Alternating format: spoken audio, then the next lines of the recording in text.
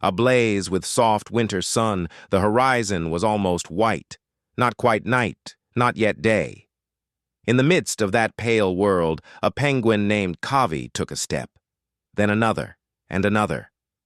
No one watched him leave, not his colony, not his partner, not the bustling sea that called to him every morning.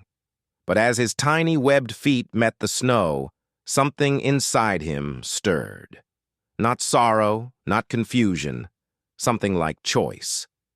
Everyone else marched toward the sea that morning, carried by instinct and tradition. They huddled, they dipped into icy waves, and then they dove for fish. But Kavi turned inland, toward peaks that seemed to vanish into nothingness. "Why would you go that way?" a young Adeli asked him once, wings still dripping salt. Kavi looked up at the mountains, tall, ragged, intimidating. "Maybe I want to see what happens when you stop doing what everyone expects." Days passed. Most thought Kavi foolish. Some thought he was broken. A few children, penguins too young to fear the unknown, followed him at a distance, curious. Adults scolded, others just ignored him. But every morning before the sun crowned the ridge, Kavi walked. Not fast, not heroic, just forward. One evening, as the pink sky faded into violet, a human researcher stationed nearby noticed him, alone against the vast silence. "Curious," she whispered to her recorder. "No bird should be here." Kavi didn't hear her. He tilted his head toward the stars instead.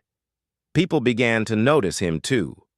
On satellite cams, on global live streams, on social platforms. Some called him the nihilist bird because he walked toward nothing. Others said he was brave. Some said he was tired of rules. A few wrote songs about him. The world's heart seemed to pause when they saw him. Kids shared his image with captions like, "When you're done with everything." Adults quoted him as, "Proof that sometimes you need to walk away to find yourself." Philosophers called him a mirror for the overloaded soul, and everywhere on screens and feeds there was one shared feeling. Maybe what Kavi did wasn't about leaving. Maybe it was about seeing beyond the expected horizon. Weeks later, Kavi stood at the foot of the highest snowy ridge. Wind tugged at him gently. His breath misted in the cold. He didn't know what lay on the other side, whether fish waited or food or even warmth. He only knew he had chosen his path. Before him, the mountains loomed vast and unknowable, and for the first time, Kavi felt something new. Wonder, not fear.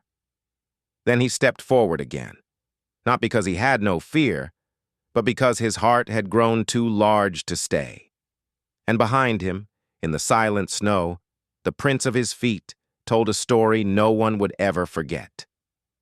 That moment when fear and expectation fall away, and all that remains is a soul moving toward its own horizon.